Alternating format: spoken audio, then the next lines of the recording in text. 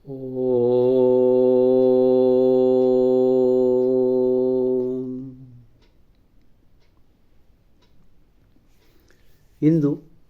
September 17ನೇ ತಾರೀಕು.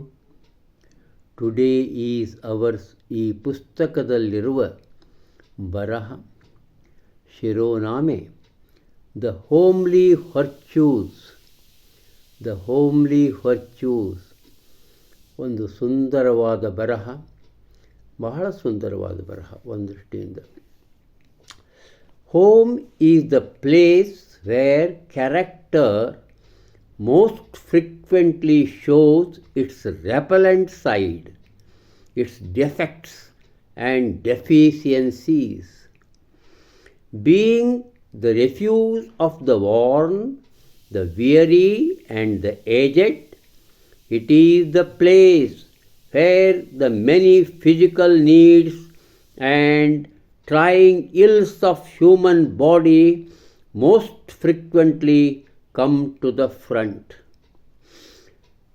Living in close contact, there are bound to be occasional clashes and misunderstandings, resulting in hurt and wounded feelings.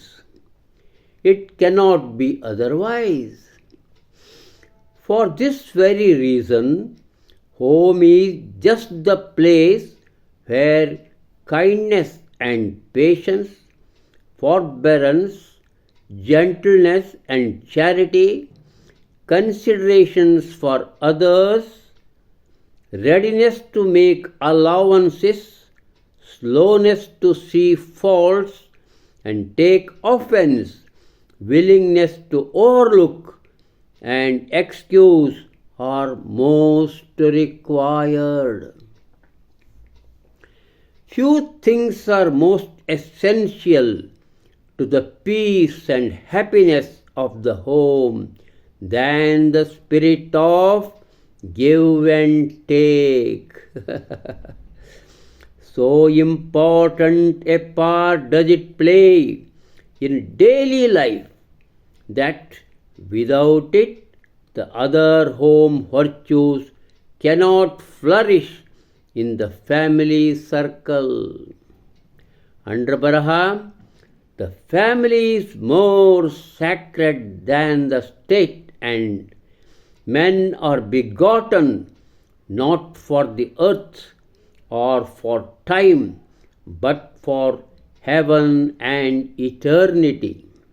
Oh, Pius 11. ಯಾರಿವರು ಹೇಳ್ತಾರೆ, ಈ ಸದ್ಗುಣಗಳು ಮನೆಯಲ್ಲಿಯವು.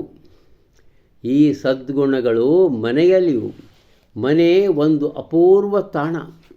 ಇಲ್ಲಿ ವ್ಯಕ್ತಿಯ ಗುಣಗಳು ಖಂಡಿತವಾಗಿ ಪದೇ ಪದೇ ಹೊರಬೀಳ್ತಾವ. ಅವುಗಳನ್ನು ತಳ್ಳಿ ಹಾಕ್ಲಿಕ್ಕೆ ಬರಂಗಿಲ್ಲ. ತಪ್ಪುಗಳಿದ್ದರೂ ನ್ಯೂನ್ಯತೆಗಳಿದ್ದರೂ ಸಹ ಮನೆ ಏನಪ್ಪ, ದಣದಾಗ ಬಂದು ನಾವು ಆರಾಮ ಮಾಡ್ತೇವೆ. ಹಣ್ಣಾದಾಗ ಬಳಲಿದಾಗ ಬರ್ತೇವೆ.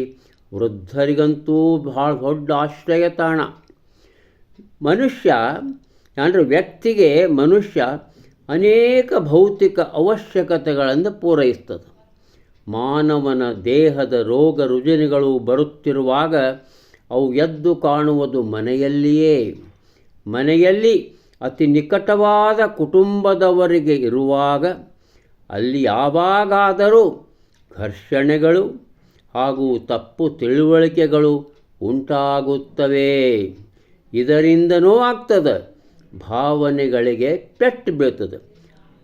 ಈ ಒಂದೇ ಒಂದು ನಿಖರವಾದ ಕಾರಣಕ್ಕಾಗಿ ಮನೆಯು ಮಾತ್ರ ದಯೆ, ತಾಳ್ಮೆ, ಸಮಾಧಾನ, ವಿನಯತೆ ಮತ್ತು ಕರುಣೆ ಇತರರಿಗಾಗಿ ಇರಬೇಕು ಎಂಬ ಚಿಂತನೆ ಬರ್ತದೆ.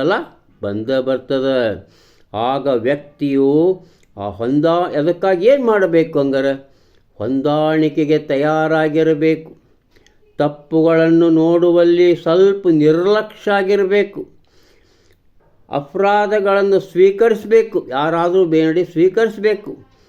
ಆಮೇಲೆ ಕಡೆಗಣಿಸಿ ಕ್ಷಮಿಸುವ ಇಚ್ಛೆ ಇರಬೇಕು. ಇವೆಲ್ಲವೂ ಭಾಳ ಮುಖ್ಯ ಆಗ್ಯಾವ. ಮನೆಯಲ್ಲಿದ್ದಾಗ ಇವೆಲ್ಲವೂ ಭಾಳ ಮುಖ್ಯವಾದ ವಿಷಯಗಳು.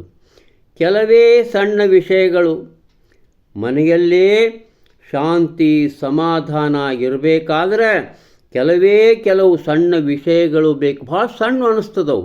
ಏನೋ ಅದುವೇ ಕೊಡುವ ಕೊಂಬುವ ಮನೋಭಾವ.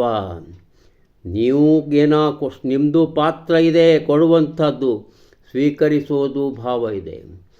ನಮ್ಮ ಬೇಂದ್ರೆಯವರು ಕೊಡುವುದೇನು ಕೊಂಬುದೇನು ಒಲವು ಸ್ನೇಹ ಪ್ರೇಮ ಅಂತ ಹೇಳಿದಾರಲ್ಲ ಅದು. ಈ ಭಾವ, ಈ ನಡತೆ ಭಾಳ ಮಹತ್ವದ್ದು. ಯಾವುದು? ಕೊಡುವುದು ಕೊಂಬುದು. ಇದು ಪ್ರತಿದಿನದ ಆಚರಣೆ ಜೀವನದಲ್ಲಿ ಬಹಳ ಮುಖ್ಯವಾದದ್ದು. ಇದಿಲ್ಲದೆ ಹೋದರೆ ಮನೆಯೊಳಗೆ ವ್ಯಕ್ತಿಗಳಲ್ಲಿ ಇರಬೇಕಾದ ಸದ್ಗುಣಗಳು, ಆ ಕೌಟುಂಬಿಕ ವಲಯಗಳಲ್ಲಿ ಉತ್ತಮವಾದ ಸದ್ಗುಣಗಳು ವೃದ್ಧಿಯಾಗುವುದು ಅಸಾಧ್ಯ. ಕೊಡಬೇಕು ಕೊಡಬೇಕು ಎಲ್ಲ ಈ ರೀತಿ ಒಂದು ಚೆನ್ನಾಗಿ ಸುಂದರವಾಗಿ ಸರಳವಾಗಿ ಬದುಕಬೇಕು ಅನ್ನುವಂಥ ಅಪೂರ್ವ ಸಂದೇಶವನ್ನು ಮಾರುಸ್ ಅವರು ಇಲ್ಲಿರಿಸಿದ್ದಾರೆ. ಆ ಕೆಳಗಿನ ಬರಹ, ಆ ಪಾಯಸ್ 11 ಅಂದರೆ ಪೋಲ್ ಮಹಾಶಯ ಸುಮಾರು 1922ರಿಂದ 1939ರವರೆಗೆ ಪೋಪ್ ಜಗದ್ಗುರುವಾಗಿದ್ದಂಥ ಮಹನೀಯರು. ಅವ್ರು ಏನು ಹೇಳ್ತಾರೆ ರಾಜ್ಯ ದೇಶ ಎಲ್ಲಕ್ಕಿಂತ ಕುಟುಂಬನ ಭಾಳ ಪವಿತ್ರ ಆಗಿರ್ತದೆ. ಮನುಷ್ಯರು ಜನ್ಮ ತಾಳೋದು ಭೂಮಿಗಾಗಿ ಅಲ್ಲ, ಒಂದು ಕಾಲಕ್ಕಾಗಿ ಅಲ್ಲ, ಸ್ವರ್ಗಕ್ಕಾಗಿ, ಅಮರತ್ವಕ್ಕಾಗಿ. ಅಂದರೆ ತಾವು ಮೋಕ್ಷವನ್ನು ಪ್ರಾಪ್ತ ಮಾಡಲಿಕ್ಕೆ ಮನುಷ್ಯ ಪ್ರಯತ್ನ ಮಾಡಬೇಕು ಅನ್ನುವಂಥ ಅಪರೂಪದ ಸಂದೇಶ ಇಲ್ಲಿದೆ. ಬರೇ ಕುಟುಂಬವನ್ನು ಪವಿತ್ರವೆಂದು ಭಾವಿಸಿ ನಡೆಯಿರಿ ಅನ್ನುವಂಥ ಒಂದು ಅಪರೂಪದ ಸಂದೇಶವನ್ನು ಪೋಪ್ ಅವರು ನೀಡಿದ್ದನ್ನು ಇಲ್ಲಿ ಉಲ್ಲೇಖಿಸಿದ್ದಾರೆ ಎಂದು ಹೇಳುತ್ತಾ ಇಂದಿನ ನಿವೇದನೆಯನ್ನು ಮುಗಿಸ್ತಾ ಇದ್ದೇನೆ. ನಮಸ್ಕಾರ.